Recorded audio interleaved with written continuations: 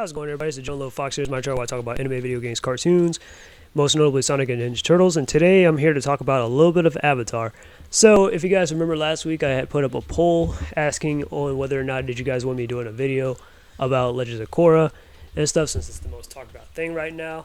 And it was kind of divided, but I decided, you know what, I'm going to do it anyways. I mean, it all came up to 50-50 in the end of the day, but yeah, pretty much, because I was kind of debating on whether or not should I do it or not, and definitely I got some people, especially in the comments and stuff, encouraged me to make the video, so this is me making the video. Normally I try to not really talk about Avatar or Legends of Korra too much, or not even talk about it too much, but more so like, because I personally hate when people just make like a 10-year critique video, like, well, not a 10-year critique video, but make a critique video 10 years after Legends of Korra, which I'll get into in a second, because I just find that, like, Jesus Christ, the series is not that damn bad. But anyways, but yeah, so I'm just here to talk about my thoughts about Avatar 7 Havens, and my personal thoughts about Legends of Korra, and Korra herself as a character. So, let's get right into it. Alright, so first off, I don't really like the concept or the idea that's in the works for the new Avatar 7 Havens thing, where basically it's about a disabled female avatar on the run after the previous one, Korra, had allegedly caused the apocalypse. So I'm just like, yeah, so I have a few complaints about that, as you'll learn in this video. But for starters, what I would have just done differently was I would have just gone with a male earthbender this time. Since we already have, like, you know, Korra, and technically we had Kyoshi because of the novels and stuff. And then even, like, if you want to talk, you know, as the main characters and whatnot, as the avatars. And then even if you don't want to talk about non-avatars, we already had, like, characters like Katara and Toph. That's already, like, that kick-butt, sassy female character and stuff, you know? So I kind of just want them to just go back to just doing a male, like, protagonist or something like that. Like, go with Roku or something like that, or Aang. Or, you know, or we need, like, a Zuko and stuff. And I'm not saying specifically we need those characters. I'm saying, like, those archetype of characters and stuff, you know? We need, like, why not, okay, instead of always trying to, like, do a Toph as a main character and stuff, why not try doing a Zuko as, like, a main character and stuff, since he's also a really brilliantly, like, written character and stuff, you know what I mean? So, yeah, and not to mention, like, Avatar is supposed to be a male fantasy after all. And, you know, we kind of envision ourselves as, like, mostly as guys, as the Avatar and stuff, versus this being like a soul chick kind of thing, you know? That's how I personally feel. So I just wanted to kind of go back to that, more so of the boy coming of age kind of thing. It was okay with Korra and stuff because, oh, okay, so they were trying something a little different and stuff, and it was a little bit of an outlier, but now that they're keeping on with this trend of, you know, let's keep making the Avatar female, or focusing on our female specific avatars, like, for example, like, Avatar Yang Chen, I think, has a novel series, or has a novel of her own. Avatar Kyoshi has her own novels. Korra has her own show. And now we got a female earthbending avatar. And the only main avatars that we normally talk about, apart from them, is usually like Koroku and stuff, a little bit. Of course, Avatar Aang, who was the one that started this whole thing off. And Avatar Roku. And if you want to really go way back to, like, you know, then Avatar 1 too. But yeah. But I'm just like, you know, I would have rather them just go with a male avatar this time. And they could have probably used that Avatar Genji concept and stuff. Like, they could have reached out to, like, the fan, to, like, you know, that, yeah, to the people that made that fan comic series, like the writer and the artist and stuff. And they could have, like, hey, be like, hey, we want to pay you for this idea and stuff. We want to, like, bring this to the big screen and stuff and make it canon and stuff, since a lot of fans actually did like it and stuff. Now, I myself haven't really read it yet, personally. But I've been hearing a lot of good things about it, so I'm like, yeah. So I don't see what's the harm of actually making that, like, you know, buying it off of those guys, doing it, like, in a more noble kind of way, and then just going with the idea and just putting it as a Netflix thing, if you really had to, like, do something, you know? Because I'm just like, this honestly just feels like, okay, first off, this sabotages Korra's character entirely, and then second off, why would we want to follow a disabled avatar when this is supposed to be a martial arts kind of thing, you know? And on top of, like, she's like, and when I mean, like, disabled, I mean, like, she's literally got no leg. I know we got, like, characters like Toph and stuff, who's, like, you know, she's blind, but still, I mean, that's a workable kind of thing, since she has her seismic sense. But for this character, though, she, like, literally is missing a leg, and then there's something about her, she has, like, a twin, like, brother or sister or something like that. that is like a twin that's like missing and stuff, and all that is just kind of just dumb in my opinion. Plus, I don't really want any confirmation that this is like, oh, the last Airbender and the Legends of Korra cast have all kind of just passed on. Since I mean, I kind of grew up with these characters anyways, and I kind of think that like Korra should definitely just be more of the modern Avatar and stuff, since they were kind of just leading in that direction and stuff. I'm not saying that there should never be another Avatar after her. Of course, there will be another Avatar after her, but I'm just saying as far as like, oh, okay, well, she's just the Avatar in general for right now, or the modern Avatar. Yeah, that's just how I see Korra for the most part. But yeah, like I said, I don't want to see the Legends of Korra cast or the Last Airbender cast like pass on into like another lifetime and all that stuff. Well, since we're entering in another lifetime or era and all that stuff, and some of these guys like in Legends of Korra was already in their 50s and stuff. You had like some characters like, you know, obviously from the main characters from Last Airbender like Katara, Toph, they were in their like their late 80s. Zuko is in his like early 90s and all that. So it's just like, oh man, I really don't want any confirmation that these guys had just passed on and all that stuff. I mean, granted, they could probably be chilling in the spirit world with like Uncle Iroh and stuff, sipping some tea. I mean, I guess that would be cool. But nah, I just don't want that, okay? I just wanted just to be left alone. That's just how I personally feel. And honestly, if it were kind of up to me, if I were to like do my own Avatar series, or work on the Avatar series, or do anything more with Avatar, I probably would have just made it about like a miscellaneous like bender and stuff, preferably maybe a fire bender. And you could probably make him like a student or something, and you can kind of set him in between like Aang and Aang or Korra's generation and stuff, and maybe he's like, oh, mentored by like either one of them and stuff. I think personally myself, I think that would be better versus going straight up to like Avatar, cataclysmic, cosmic type stuff. You know what I mean? That's how I personally feel. Or maybe if you do go that route, maybe like what can this one guy do against that with just one element? You know, that's just how I feel. Now, what do I think of Legends of Korra?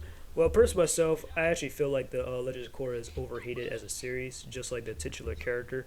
Like to this very day, you have people that make spite videos and critiques and stuff after like 10 years after the fact, after it ended and all this stuff. And I'm just like if you go right now, if you search up like a Legend of Korra critique video or Legends of Korra rant or whatever, you're gonna get like hour-long videos of people trash talking crap about Legends of Korra and stuff. And I just feel like, oh my god, like is it like the show is not that damn bad, you know? Like, and honestly, I just feel like it's just overhated at this point. You know, like take for example Teen Titans Go. We all can agree that Teen Titans Go sucks ass. All right, but are we gonna make critique videos or trash talk? Like, well, we are gonna trash talk Teen Titans Go, but we're gonna make videos and critique videos, talking about Teen Titans Go and stuff like that, or randomly, like even though it's been like, it's still going to this very day. You know, like it's been like way over 10 years, way past the runtime of the original Teen Titans, and it's nothing but a mockery and a bastardization of the original like 2003 cartoon that we all grew up with. But we're not making hate videos or whatever. We all just agree, yeah, the series sucks, and we just keep it moving, you know. And I'm not telling you should like Legends of Korra or you shouldn't like Legends of Korra or anything. Your opinion is your opinion. But what I'm saying though is like, yeah, like the series was really not that bad where everyone has to go out their way to just, you know, completely like shit on it, you know what I mean? But yeah, and like look, like I know while it's not as iconic as the Last Airbender, I do actually think that Legends of Korra is actually more of a mature and a more darker series compared to like, you know, Avatar: Last Airbender, and that's just the objective truth, okay? Since it kind of deals with a little bit more of some teenage and young adult shenanigans more so than preteen to teenage shenanigans, if that makes any sense, you know? Like, because there was a lot of things inside Legends of Korra that they did that was, you know, pretty dark as hell, you know, compared to Last Airbender. And don't get me wrong, Last Airbender has some dark moments too. Like I would say, Ko the Face Stealer was definitely one of the darkest things in that in that show. But stuff like Jet dying and stuff like that, or which I mean, don't get me wrong, that was pretty messed up too. Yeah, oh snap, Jet dying, that was sad. But you know, he died off screen and stuff, and it was because he received some, you know, some internal injury or something like that from his fight against Fei Long. And then other characters and stuff just simply getting off with, oh, this character got banished, exiled. stuff like that.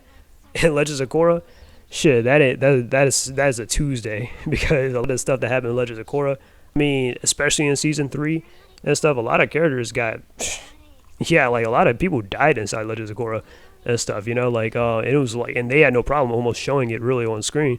Like for example, the Red Lotus, right? You got Ming Hua, that shit got electrocuted to death. You have Guzan, the lava bender.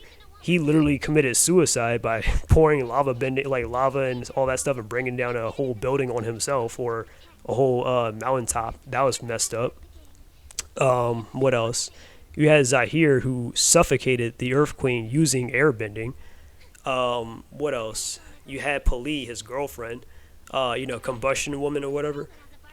Her head literally blew up, and they couldn't even show it on the screen. We all know what happened, but she blew, like, yeah, her head blew up, and yeah, that was pretty messed up. Okay, or hell, Asami's dad, Sato, dude got crushed to death in season 4. So yeah, and then a lot of that stuff that was going on with the Equalists and stuff back in season 1 and Amon, yeah, all that stuff was pretty dark and stuff, like much darker than most of the stuff that went on inside Avatar: The Last Airbender, and that's not to downplay it, but I'm just saying, like, just be honest though. But yeah, but I am kind of getting tired of how people really act like Legends of Korra is like the worst thing that's come out of the Avatar franchise as a whole. Pretty much, kind of like compared to, like, we have the live action movie, which we all can agree was pretty bad.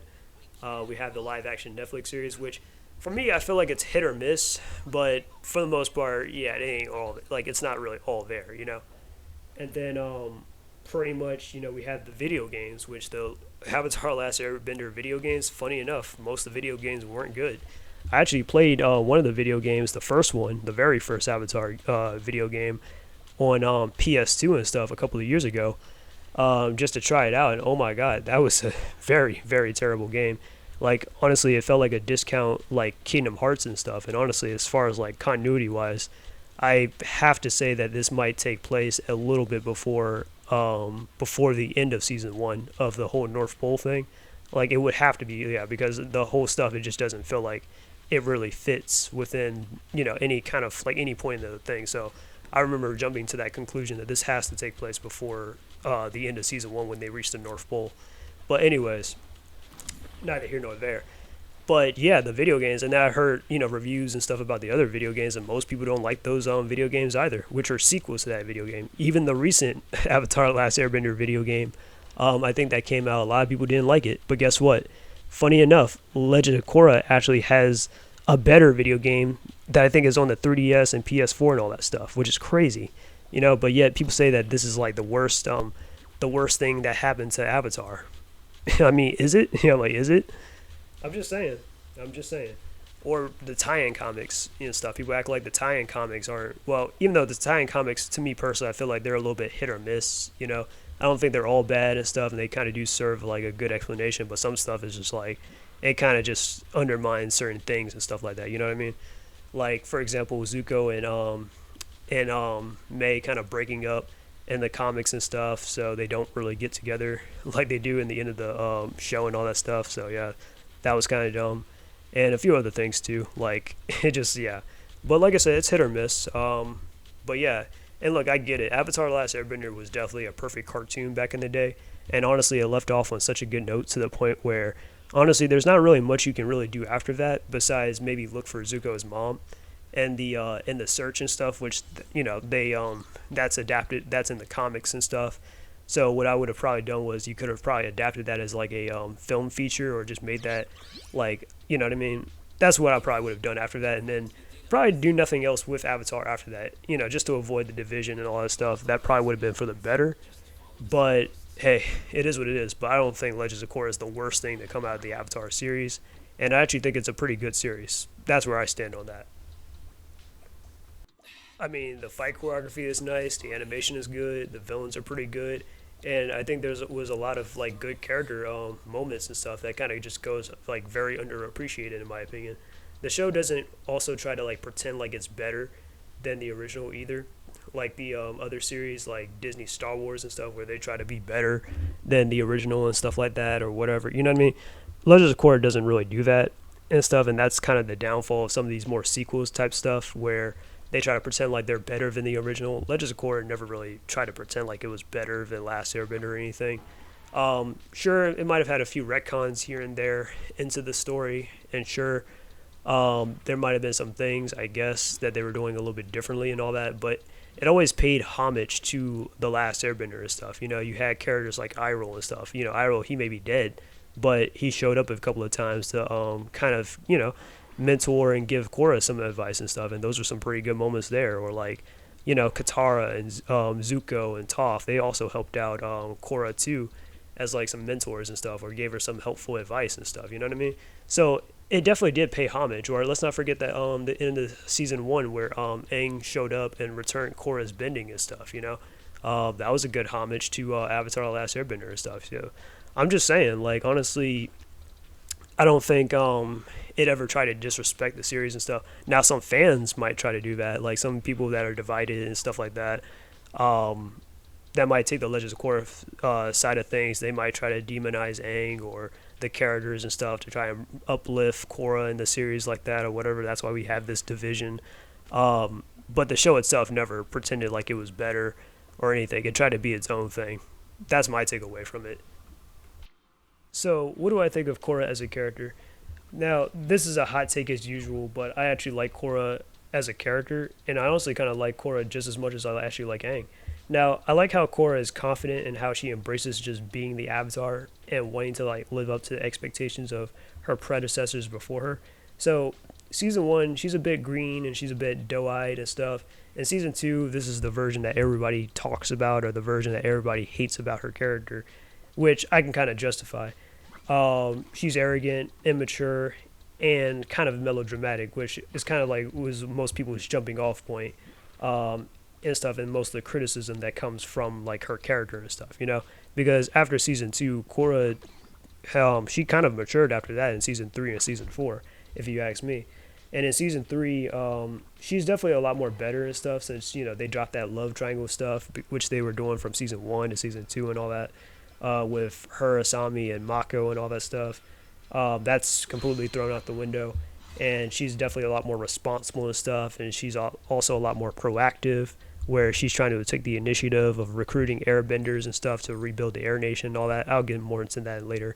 But yeah, I'm just saying. And then also trying to stop the Red Lotus and stuff. Like, say what you will about Korra, but she is also very proactive. She's always like, at least able to put her avatar duties ahead and be like, oh, okay, I got to stop the Equalists. I got to stop the civil war that's going on between the North Pole and the South Pole. I got to stop Unalaq or Vatu, or I got to stop the Red Lotus. I got to save the Airbender. You know what I mean? I'm just saying she's a very proactive and a heroic character, like a lot more than what people really give her credit for, And season four, she is definitely a lot more kind of regaining her traction and stuff for the most part, and kind of just fighting, like she's finding her like footing after not being needed as the Avatar for like 3 years and stuff, where it's kind of like a world where everyone's kind of moved on and doesn't need an Avatar anymore, and they've kind of found their own way. That was kind of what they were trying to get at with that one. Like Kovira, she was like, oh well, we don't need an Avatar anymore. I kind of pulled everything up by my bootstrap and everything, and everything would be better under my control and under my regime, stuff like that. But if I were to sum up Korra's character, I would definitely say yes, she is reckless, headstrong, impatient, and short-tempered. But she becomes more open-minded, tolerant, and she's able to adapt, like her natural element, which is water. Because a lot of people say she acts more like a firebender, or she always uses firebending more. Because Korra, she's a little bit more assertive and aggressive as a character. But what a lot of people don't think is that water is a pretty destructive element too, just as much as fire and earth and stuff. That's why Korra, she's emotional and stuff like that, sensitive. Not saying I'm justifying some of the stuff, but I'm gonna get into that one in a second too. But water is a very able to adapt to stuff, like change and stuff. Like think of the titles of the of like some of these arcs and stuff inside Legends of Korra. Like you got stuff like spirits, change and all that. What was it, Unity, that last season? But yeah, those are kind of reflections of water in some ways. So yeah, or like Bruce Lee's quote about how water is able to, like, if you pour water into a glass, it becomes the glass.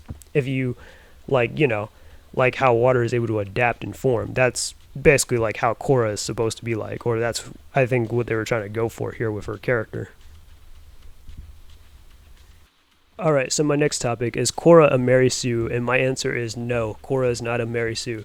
Now, in case you guys don't know what a Mary Sue is, just to remind you people, Mary Sue is basically a character that is written without flaws, that is a flawless character, and that basically the world around them has to change or conform to their own beliefs and that they're always in the right, basically, okay?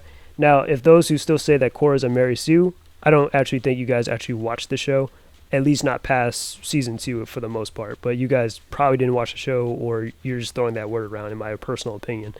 Because Korra is often trashed or held accountable for her own actions in the actual series, and she does get chastised a lot by the public and stuff, if people actually remember that. Then some people kind of take like two scenes, like her bending three elements as a toddler and stuff, and say, "Oh, that's her being a Mary Sue," or her abusing the Avatar state one time just to win a race, which that's been going around a lot recently. Even though she got chewed out by Tenzin over that whole thing, anyways, because they were like, "Yeah, you shouldn't be doing that. You're abusing the Avatar powers and stuff like that." And then ever since then, we haven't really seen Korra use the Avatar state for that reason. But okay, cool. And as for the bending part, she was able to bend three elements at the age of 4, which is impressive. Personally, myself, we all know, like, in case you don't know how the Avatar thing works, is that usually an Avatar has to choose 4 toys out of like thousands of toys and stuff like that. And if they choose 4 of the exact same, well, not the exact same toys, but 4 of the same type of toys that the other avatars that choose, then they're the Avatar. Aang actually did this test when he was younger. I think Avatar Roku did this. Avatar Kyoshi sort of did it, but then they weren't able to confirm it was her or not because she tried to run away with the toy, because Avatar Kyoshi used to be she grew up as a thief. So yeah, so I think that probably would have been a little bit more better. But I didn't mind this introduction though. I don't see why a lot of people got it against it, or say, "Oh, Korra's a Mary Sue" and stuff, because she was able to bend 3 elements. Just because she's able to bend 3 elements, that doesn't mean that she was able to master 3 elements. There's a huge difference between bending and mastering, or doing and being a master of something, you know? Like, for starters, Aang was able to bend, back in that John John episode, Aang was able to bend fire, remember? That doesn't mean that he was a master of, of fire. Am I wrong? I'm just saying. So anyways, but her bending 4 elements and stuff, that doesn't mean that, bending 3 elements at the age of 4 and stuff, that doesn't mean that she's a Mary Sue and stuff, especially since we see Korra struggling throughout season 1 just to master airbending, and then season 2 just to master more of her spirituality and stuff. So I'm just saying, she wasn't really a master of this stuff really until, like, at least the bending stuff, like for like earth, water, and fire, she wasn't a master until she was like 17. So at the end of that montage where she first makes her introduction and stuff, and she's like, mastering fire bending and stuff, and she's like celebrating and stuff, it's like, woohoo, one more element left to go. You know what I mean? That was her mastering 3 elements after all those years. Because if she did master those 3 elements, then they would have been worked on airbending at that point, Not to mention, Korra was paralyzed between the end of season 3 and season 4 and stuff. In between seasons, yeah, she was paralyzed. She was in a wheelchair and everything. So I'm just saying, like, what about her is a Mary Sue exactly, Look, if you want to say she's an unlikable character, then just say that. But an unlikable character doesn't mean Mary Sue. Like, that's a completely different thing. So the question is, why do people hate Korra? Now, a lot of people don't like Korra for a few decisions that she's made that's definitely impacted the landscape of the world, like losing her connection with her past lives during the battle against the Dark Avatar. Now, obviously, that wasn't Korra's direct choice, but people definitely blame her for trusting her uncle, who in turn manipulated her to get to just get to that point, basically. Even though Unalaq was the obviously we all knew that Unalaq was a villain and all that stuff that the audience could have just pointed out or spotted from a mile. But I'm just saying, in story wise, Korra trusted him because he kind of knew how to fight the spirits and stuff, and he had proven that in, like, I think the first 2 episodes of the season 2 and stuff, where yeah, he was actually doing way better against the dark spirits than Tenzin, Tungrock, and Korra herself. Even in the Avatar state, he knew how to deal with dark spirits and stuff, or knew how to, like, purify them or whatever. Like, yeah. So that was kind of what Korra wanted to learn from him and all that stuff. It wasn't like, oh well, I want to like learn from him now over Tenzin or whatever. You know what I mean? Because Tenzin kind of lied about his ability of the spirit, like about spiritual awareness and all that stuff, because he himself hasn't actually mastered it or doesn't know how. Even though he's studied it for years, but he's never actually like been able, like, he doesn't have a good spiritual awareness or anything. However, his daughter Janora actually does, though. And later on, she kind of found that out during that season. But anyways, I'm just saying, like, who else would have taught Korra besides Unalaq? And if they waited probably a little bit more, then maybe I guess Janora could have probably taught Korra a thing or two about spiritual awareness and all that stuff. But it is what it is. But anyways, the whole past lives thing. So Korra lost her connection with her past lives, and no longer has like their wisdom or their power to like help her out inside situations and stuff. Like in season 1, where Aang was like giving Korra some like advice, or was showing Korra flashbacks and stuff like that, or how he was able to reestablish her powers in the Avatar state and stuff like that. I mean, not in the Avatar state. Reestablish her elements and stuff, which people. I might get into that in a second too, but people say that Aang spoiled Korra and that she should have relearned the elements and stuff, which would have been an interesting plot line. But like I said, I'm not going to go into that right now. And personally myself, I think I know what the writers are trying to go for here. So basically, since Avatar 1 was the first Avatar, and then 10,000 years later, there's been all these other avatars and stuff until the next battle with Vatu. That would mean that Korra is the last Avatar, and now that the cycle is destroyed or severed or whatever, that would mean that Korra is the last Avatar, but also the first Avatar in a new cycle, basically. I think that was what they were trying to go for, but a lot of people didn't like that. So maybe in Avatar 7 Havens, if they do follow through with this show, maybe they can rectify that, I guess. And yeah, but I'll go more into that later, though. But anyways, but still, I mean, it's not like Korra really needs, well, she could use definitely a lot of the Avatar's wisdoms and stuff from over 10,000 years. That's definitely, like, yeah, she could use that. But even, like, let me use Aang, for example, because a lot of people don't know this, but in the Avatar comics and stuff, Aang himself severed his own connection from the Avatars and stuff. Not like, and I'm not saying, like, he did it like how Unalaq had did it to Korra, because it happened to the point where, like, no other Avatar after Korra can, like, get in touch with all the other Avatars that was before them, besides Korra. So, yeah, there is that. But I'm saying, though, with Aang, is that Aang himself has severed his own connection with the other Avatars, because he had kind of matured and outgrew their well, I know that's saying a lot, but he kind of outgrew their wisdom, because some of their advice was starting to kind of come off a little bit damning, or he just couldn't really agree morally with some of their choices.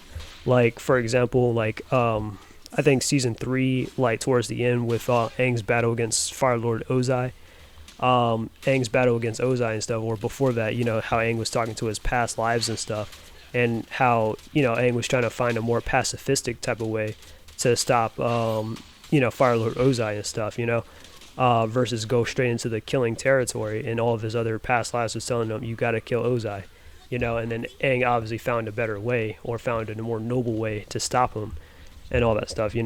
So yeah, and then in the comics, like bleeding into the comics and stuff, there was a thing that Zuko and Aang almost had a falling out over, and Aang was talking to some of his past lives, and they were telling him that he should probably kill Zuko and stuff if Zuko does something to get out of hand, because they thought that Zuko was starting to fall into like Sozin's kind of like territory or something like that. And after Aang and Zuko had resolved things, Aang was kind of fed up with his past lives. So, like I already said, he severed his bond with the avatars and stuff, so that he can no longer receive advice or wisdom from them anymore until, later on when Aang himself had passed away. So, I'm just saying, so sometimes, like, an avatar, they could definitely use that wisdom here and there, but not completely rely on it, So, that's all I'm saying there. Then another major thing is leaving open the spirit portals, where spirits can possibly come and attack humans and stuff. And it's probably one of the most consequential decisions that she's definitely made, which was definitely done to kind of give humans and spirits more of a shared experience and kind of coexisting together. So I think that's what the writers were trying to go for, is that Korra was trying to help, mend the relationship between spirits and humans and stuff, and no longer just, the avatar being the only bridge between worlds, or being the, you know what I mean? and just giving this a shared experience. Because if you guys actually go back in season 2, which I know season 2 wasn't the best season of Legends of Korra, but a lot of the characters like Boomy and Janora and even Tenzin and stuff, they were either like, lacking inside spirituality, or like Tenzin was lacking in the spirituality department, or like Janora and Boomy and stuff, they were bonding with some of the spirits and stuff like that. So Korra saw an opportunity that maybe if she leaves open the spirit portal, this would be like something like for the for humans and spirits to kind of connect, because originally in Avatar 1's lifetime, the spirit world and the human world used to be one and the same, but then because spirits didn't get along, then they had to separate it. But Korra kind of saw this as an opportunity in like 10,000 years that maybe you could probably kind of work on that relationship between spirits and humans and stuff like that. So that's what I think that's what they were trying to go for. Now, I can't strongly defend this choice, except for like maybe a few good things that actually came out of it, like the return of the airbenders, which a lot of people don't bring up when they talk about the spirit portals things, because Korra leaving open the spirit portals and harmonic convergence is kind of the whole reason why why the airbenders came back, because it created a balance and stuff to kind of like, since obviously there was obviously a lack of airbenders, given that the only airbenders left alive was Tenzin and his children and all that stuff. Harmonic convergence was able to like create a balance with the benders and stuff, and bring back the airbenders pretty much. I know it sounds a little complicated and a little weird, but I mean, we have stuff like the sun and stuff being the source of why firebenders are able to firebend, and we got the moon also being the sun. I mean, also being the source of how waterbenders are able to bend. So I don't see how harmonic convergence, how that is a monkey wrench and all that. It's a little weird, I guess, but yeah. And personally myself, and this is just a little speculation, but I think it kind of targets people like non-benders that were maybe descendants of airbenders and all that stuff.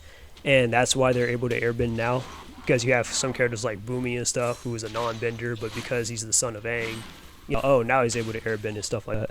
So that's my takeaway from it, though. But they don't completely explain that well in the show. But anyways, but yeah, it brought back the airbenders, and then on top of that, they were talking about the technological advancements that they were making, using the spirit portal and stuff, and the spirit vines and all that stuff.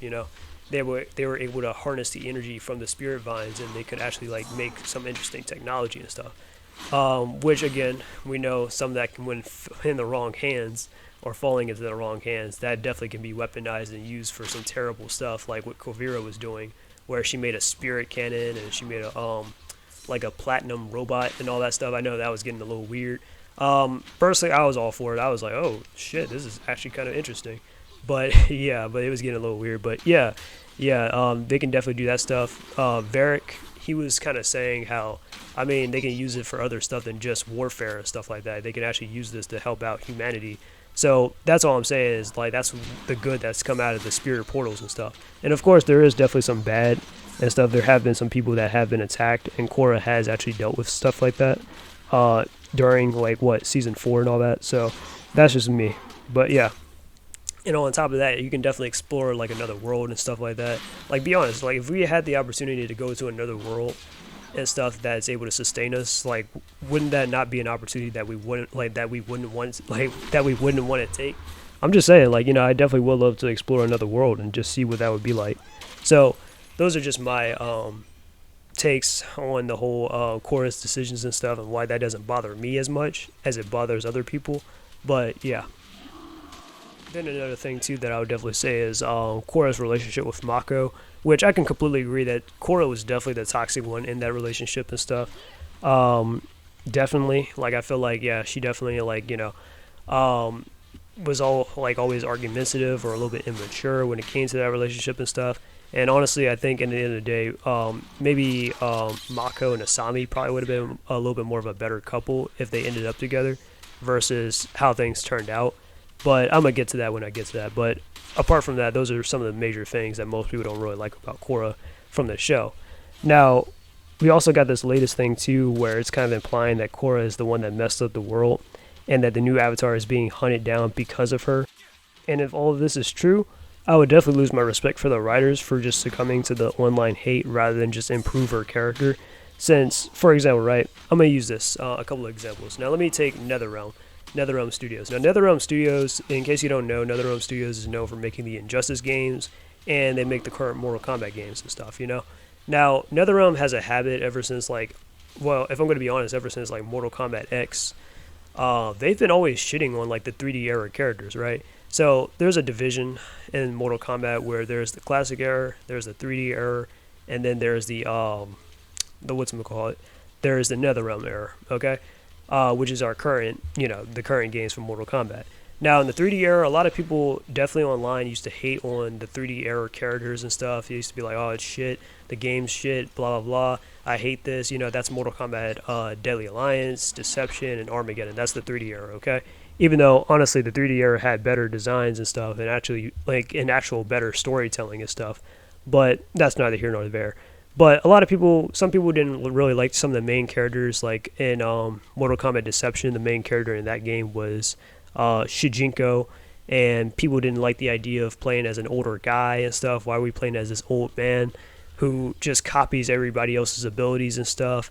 Why can't we just play as Liu Kang or something like that or whatever? Why isn't Liu Kang the main character? Why isn't so-and-so the main character?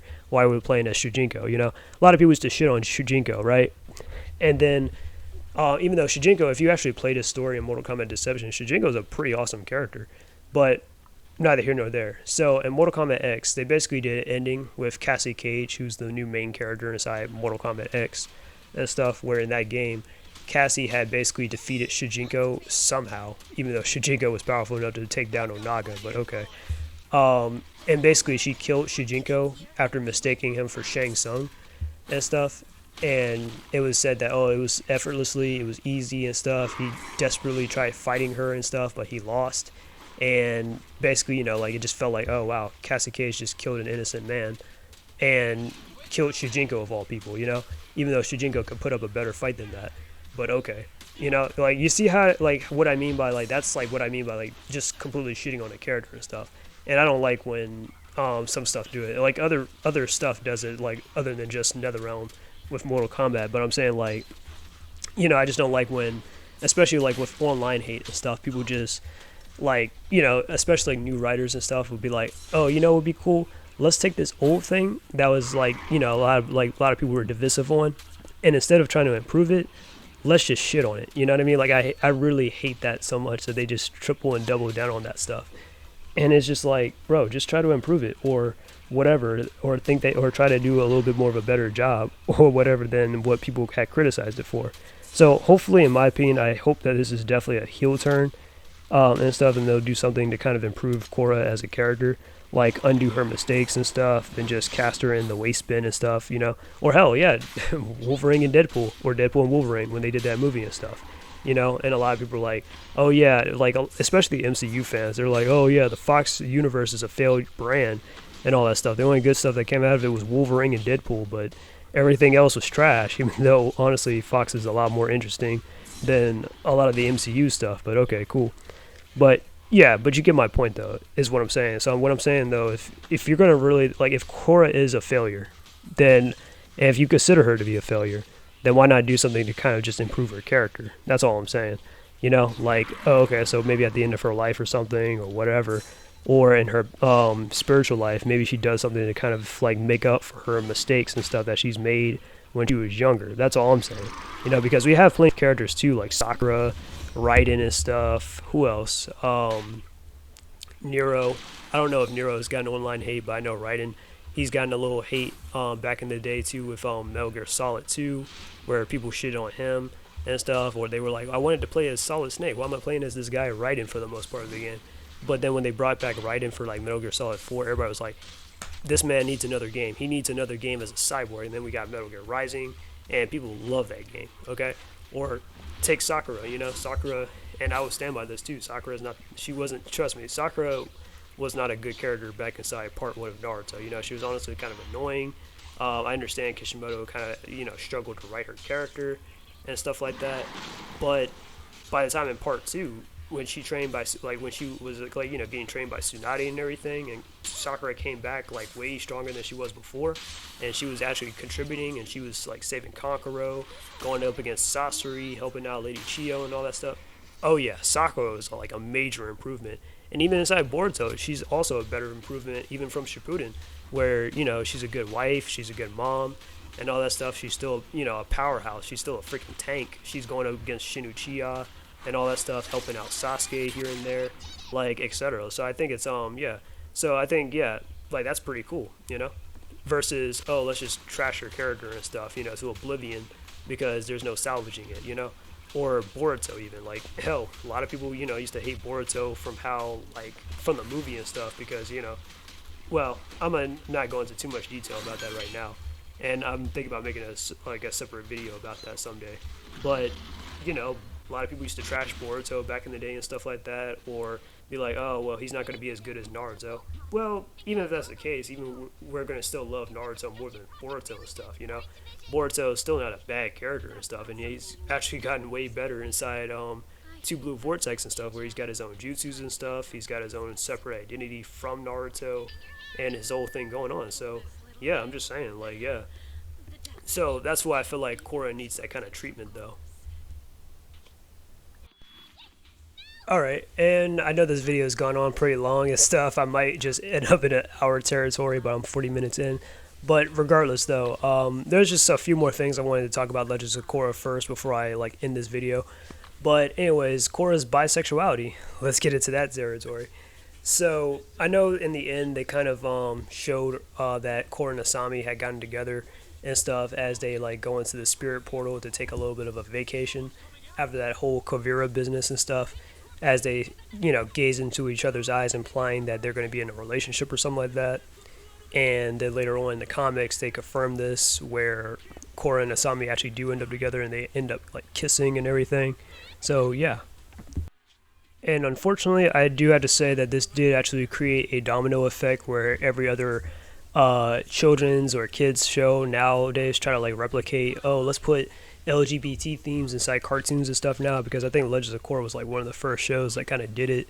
Then Steven Universe kind of did it, and then most of the cartoons, especially Disney, try to like really triple down on that whole thing. So it's kind of just dumb. But I don't mind Korra's relationship with Asami though. I don't think it's like really that bad at all, because when you really think about Korra's background and stuff, because they didn't really explain it too much in the show. As much, it was kind of like more of a side comment or a passing kind of thing, but I think they kind of explained this more inside the Legends of Korra art book, along with the whole Amon and the bloodbending thing too, and how he's using bloodbending to take away a person's and also a little bit of chi blocking as well to take away a person's bending compared to like actually energy bending, but that's neither here nor there. But anyways, back to Korra. So anyways, the bisexuality thing. So what I'm trying to say is Korra spent like pretty much most of her life from like, when she was like 4 all the way up until like 17 training with the White Lotus and stuff. So she never really had much of a personal life besides maybe like, her parents and stuff. She didn't really get along too well with her cousins or her uncle, I guess.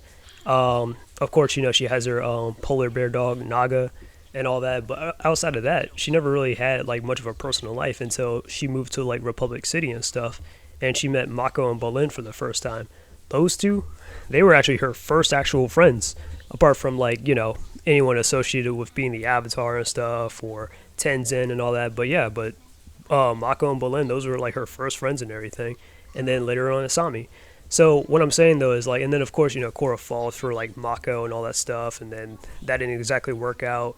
And then later on, towards the end of the series, her and Asami get together after they start kind of becoming a little bit more closer during like season 3 and all that stuff, as they're like spending more quality time together and sending each other like notes and all that other stuff.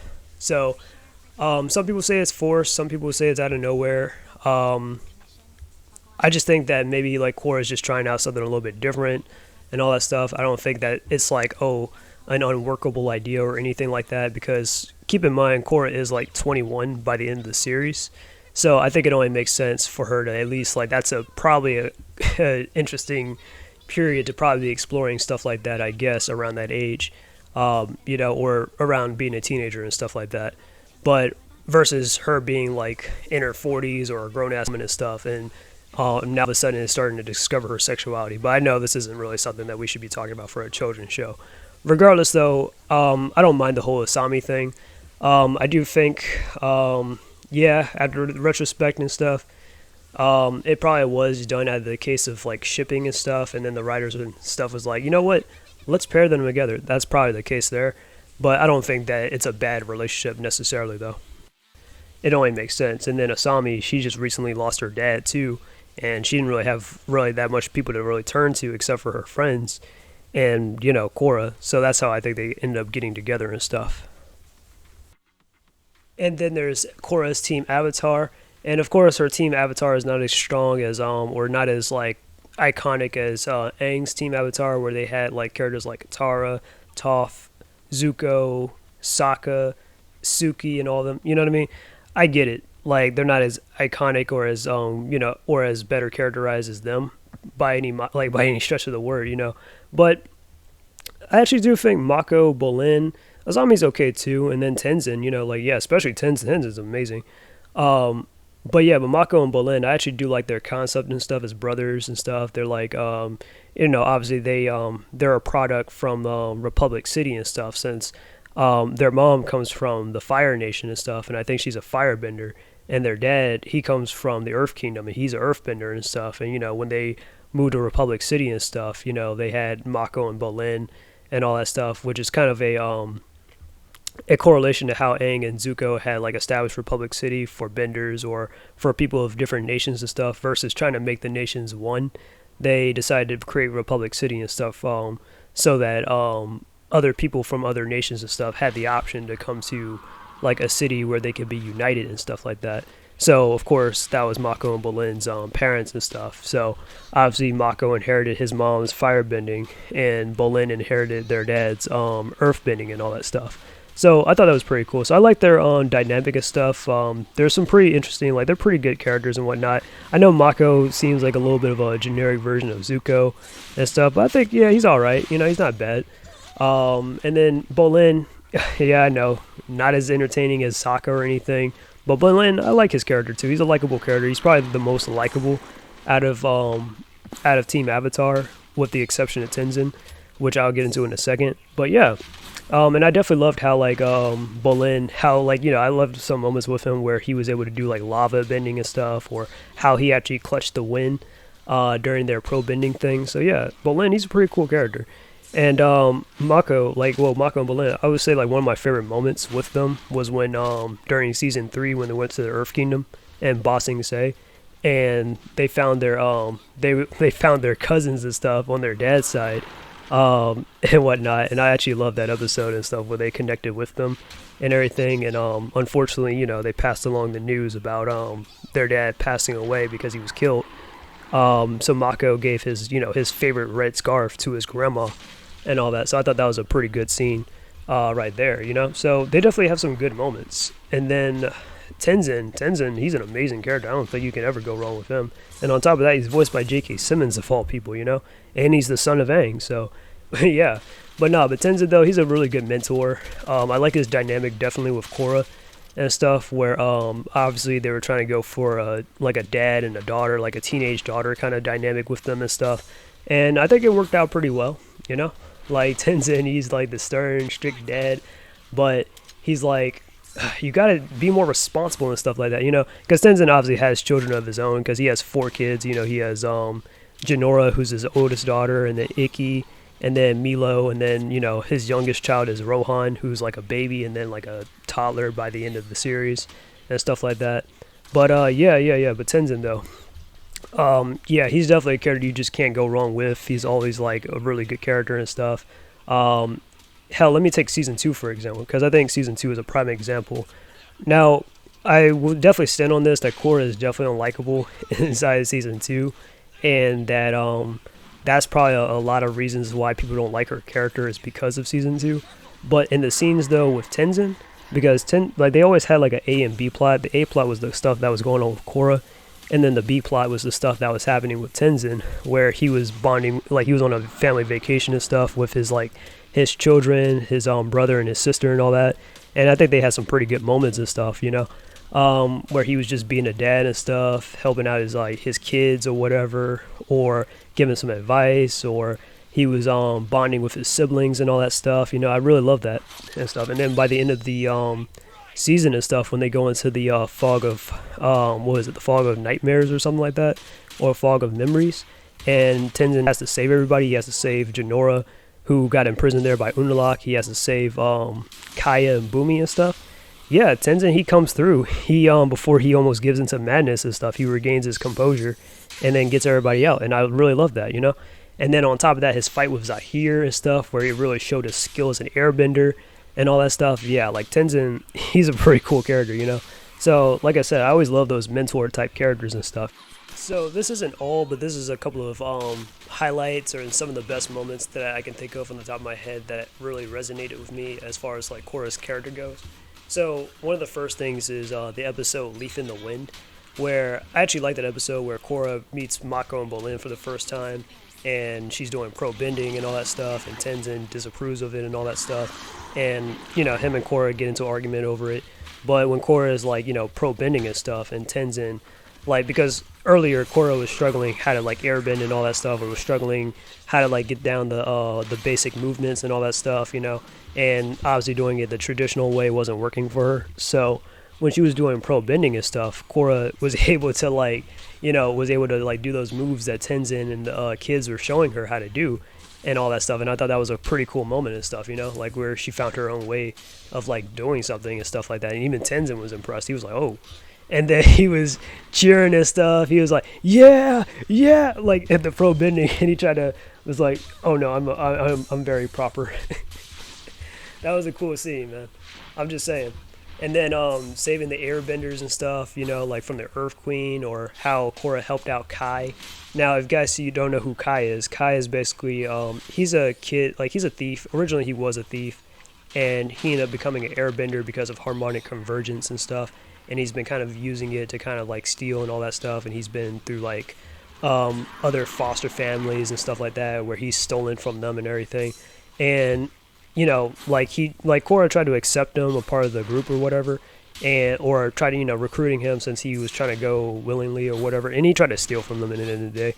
But after he got caught, they left Korra with the choice on whether or not do they want to like take him in still after he just tried to steal from them and all that stuff and having a bad reputation and everything.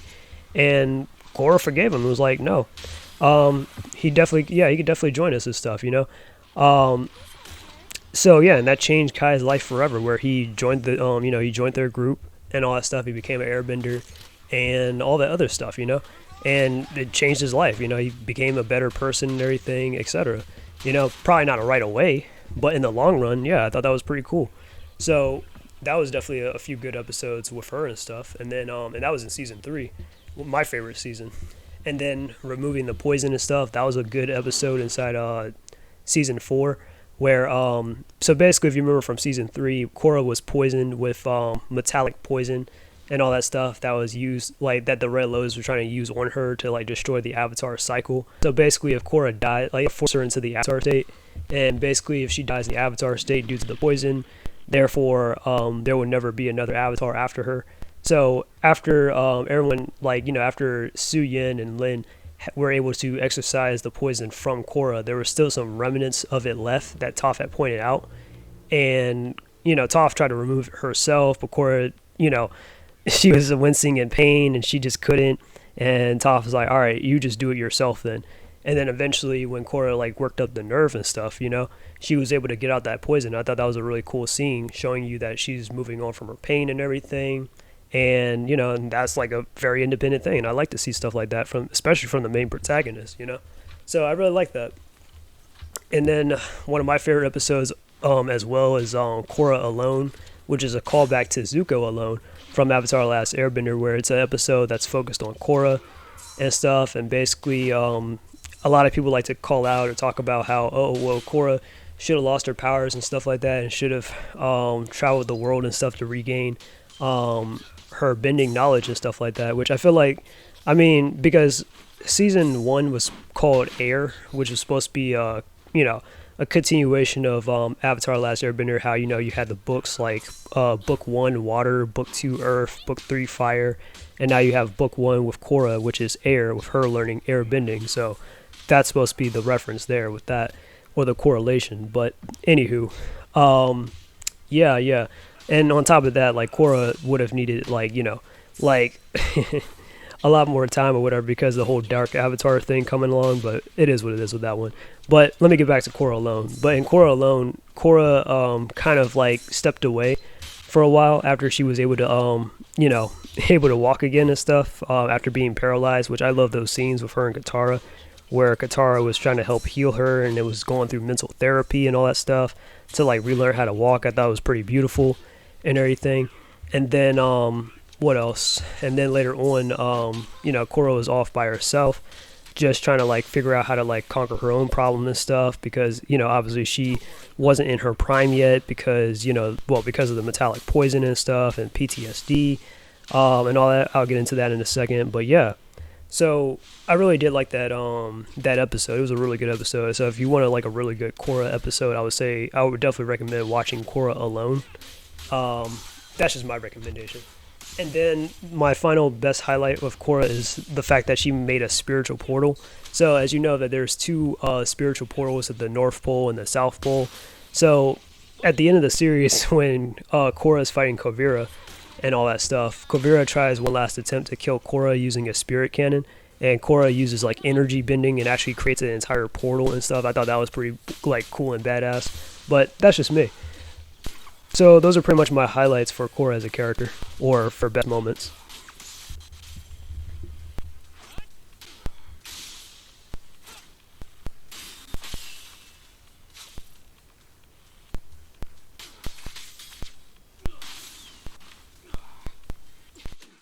And then as for Korra's hardships, I would definitely say losing her bending was definitely something. Even though, yeah, it was for like almost a day or so. I still think that was definitely a lot of grief and stuff, which will probably bleed into something that I'm going to talk about in a second. She's been humiliated time and time and again. She's been trashed definitely by the public.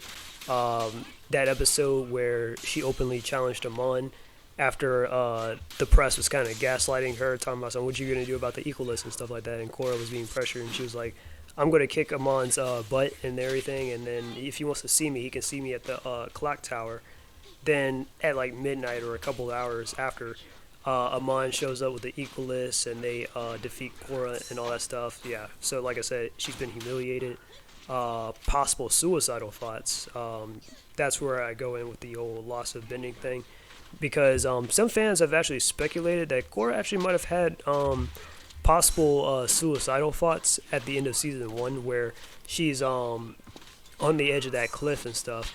And she lost her bending and stuff like that, and she's just thinking, like some people think that she might have been contemplating jumping off and stuff, and maybe like killing herself to so that there can be another bender and stuff that can that can be a bender and stuff like that, until Aang shows up, and then he tells Korra that we came even at your lowest point and stuff like that. So that's why I put possible suicidal thoughts. She's definitely been through some heartbreak and stuff. She obviously got her heart broken by Mako. She's dealt with amnesia and stuff, like during season 2 as well, like during her fight against her cousins, Eska and Desna. Korra had gotten injured and stuff, and she ended up getting amnesia and all that. And then pretty much she's also suffered some near-death experiences and stuff like that, where she was even poisoned by the Red Lotus and stuff, and she was really about to die had it not been for her friends to come and help her and stuff, you know what I mean? So I'm just saying, I don't know where people are talking about some Korra's a Mary Sue, but okay. But yeah, and then she's also been paralyzed, and on top of that, she's had PTSD. So, which she actually ended up overcoming later inside season 4. So, those are pretty much a lot of Korra's hardships. Some of her best accomplishments and stuff, if I were to say, is first off giving non-benders a voice. So, a position of political power for non-benders and stuff, since that was a vocal point during season 1 with the Equalists and all that stuff.